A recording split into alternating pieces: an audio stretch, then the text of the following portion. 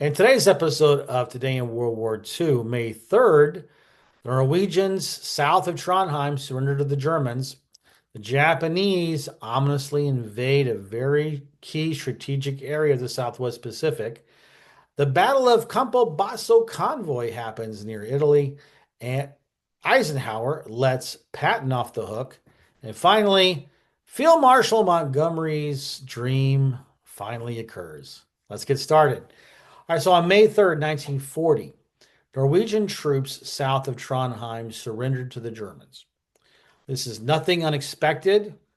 As soon as the Germans were able to land most of their flotilla, their invasion flotillas, at various parts along the Norwegian coast, Oslo, Trondheim, Narvik, and so on and so forth, it was a fait accompli. This was going to happen. The Norwegians, they did fight bravely. They lasted a heck of a lot longer than the Danes did. I'll tell you that. But they were uncoordinated. They weren't ready. Uh, they were hiding behind the neutrality. And I probably am beating a dead horse here talking about this over and over again, but I just want to, I hear it now happening with Ukraine and other countries, and especially the Swiss. I'm looking at you, Switzerland. It's just cowardly and it doesn't do any good.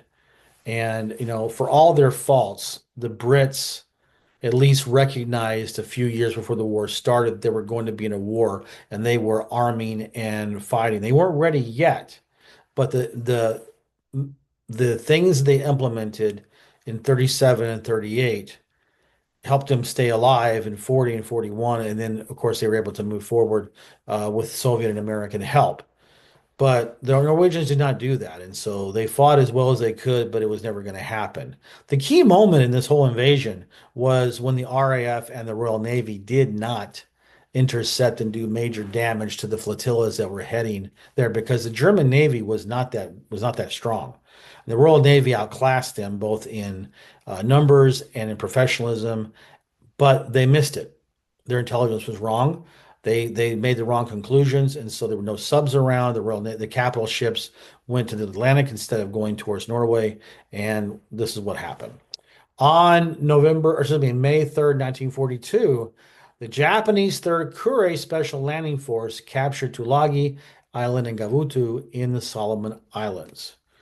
Why is that important?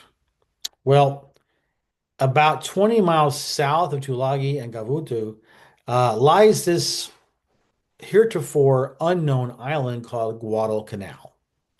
And as you know, that becomes the key battle between the United States and the Japanese.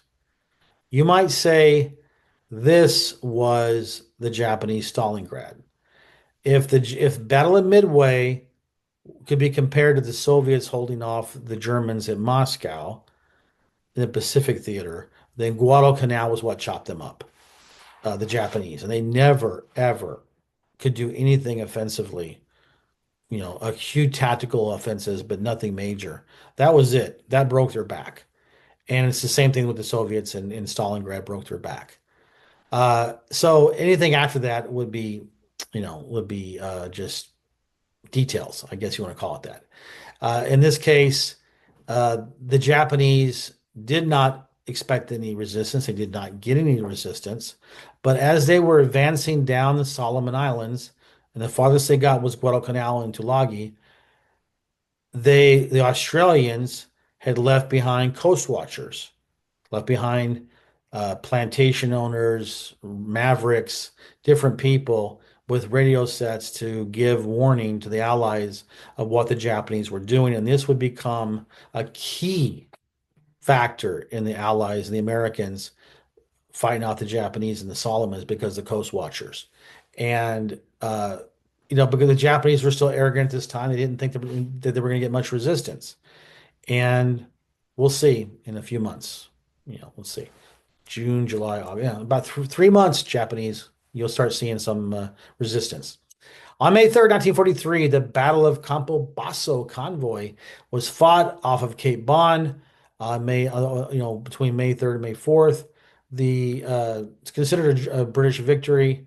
They sank one Italian merchant ship and one torpedo boat, and the Royal Navy did not really have any major damage at all. This is a far cry from the battles that took place in 41 and 42, where they had real fleet engagements, with battleships and cruisers and often, aircraft carriers. But, this is late in the day. I mean, the Italians are going to be out of the war soon. So, so it wasn't of any consequence. I might not even mention it in my chronicle, except that May 3rd was kind of a slow news day as far as the events that happened in World War II. So bear with me. Speaking of slow news days, May 3rd, 1944, General Eisenhower wrote Patton and told him that even though he was not happy with Georgie with how he kept opening his mouth, and put his foot in it, that he would keep his post even after the latest public relations faux pas that happened when supposedly he had said that the UK and the US would rule the post-war world. Even though he didn't say it, he was misquoted, but it doesn't matter. That's what the world thought. So, Patton bore the brunt of that. It would have been absolute insanity for Eisenhower to remove Patton. He was his one good general in the war, one good strategic attacking general, despite his faults. He was much better than Bradley. I hear from people that say, well, Bradley was more beloved, the troops loved him more. And look, the troops were wanted to stay alive, okay? But I dare say that Bradley's plotting, it's Plodding, plotting tactics and strategies, cautiousness. It was like Montgomery. They're very cautious. I think that Patton saved American troops by when he saw strategic opportunities, he would pounce on them, and he was not allowed to do so. He was kept under a tight leash by Eisenhower and Bradley, and I think that we suffered more casualties because the war lasted longer than if Patton had been given free rein. That's just my opinion. Okay. Finally, on May 3rd, 1945, a German delegation met with Field Marshal Montgomery and outside of Hamburg, and they offered their surrender of all the forces in northwestern Germany, so a total of more than 1 million men. So we can see now, even though the war does not officially end until May 9th or May 8th, and the Soviets call it May 9th, it's actually May 8th. We celebrate VE Day on May 8th. So only a few days to go, 5 days to go before the war ends.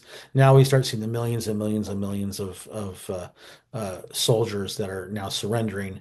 So this theater of war is almost finished. We will be putting a bow on that in our chronicle very soon. Well, I'm going to put a bow on this video right now. So I want to thank you for watching. I will see you tomorrow.